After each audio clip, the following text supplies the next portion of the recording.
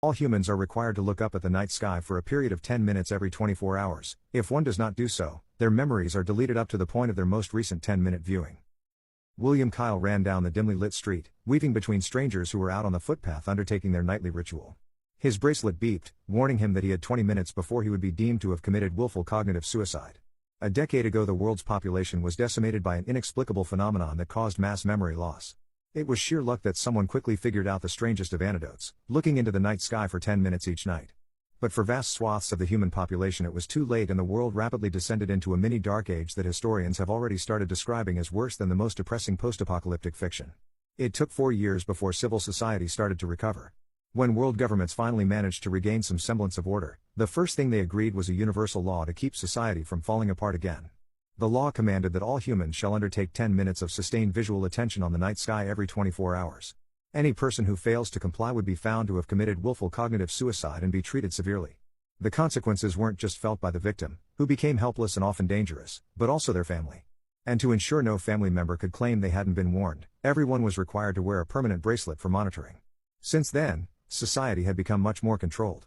People weren't able to drink to intoxication, take inebriating drugs, or spend 24 hours obsessing over a single thought. Many people who had lived through it all claimed life was better now, but some remembered things differently. William Kyle was one of them. He was a researcher, and for years he had been grappling with a thesis that he was sure would change the world for the better. But there were great dangers associated with his work, so he kept it very quiet. A single workbook hidden in a safe at his home office held all his most important findings. There were a few others like him, and they communicated in code using pseudonyms.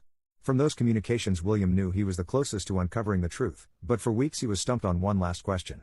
All that changed today when he received a communication from someone who told him he would find what he was looking for in safety deposit box 1313 at the central train station. William was almost out of breath and holding an abiding pain in his chest when he saw the lights from the station up ahead. He slowed, knowing he needed to catch his breath before entering the busy thoroughfare. He arrived at the bustling station a few minutes later. Loudspeakers announced the next departure, and he scanned the atrium for the boxes. His bracelet beeped again. 12 minutes. He had to act fast. He spotted the corridor. It took him a few moments scanning through the hundreds of red boxes before he spotted box 1313 and entered the code. The box popped open and he pulled out a crinkled letter with a date stamp that matched the year of the outbreak. He took a deep breath, knowing this moment could change the world. For half a decade humans had been shackled to the sky, bound by the nightly ritual. But he was close to discovering why and figuring out how to cast everyone free. By now he'd figured out it wasn't natural. Humans hadn't suddenly started needing some reverse vitamin D. In fact, William theorized that the night sky had nothing to do with it. He would argue that it was merely the position of the neck for a period of 10 minutes that mattered.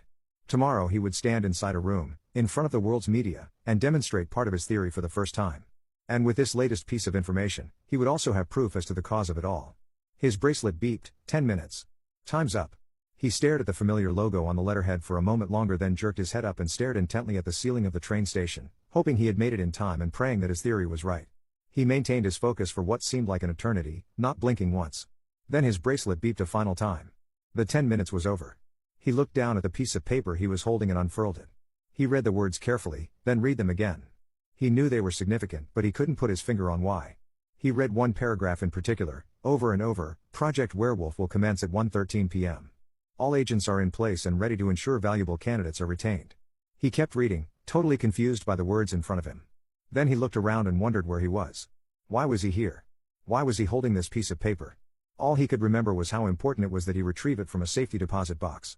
He remembered the pain of running for this piece of paper and looked down at it again. A voice yelled at him from behind, "Don't move." He instinctively turned his head to see a police officer pointing a gun at him. "William Kyle, you're under arrest for willful cognitive suicide. Put your hands in the air."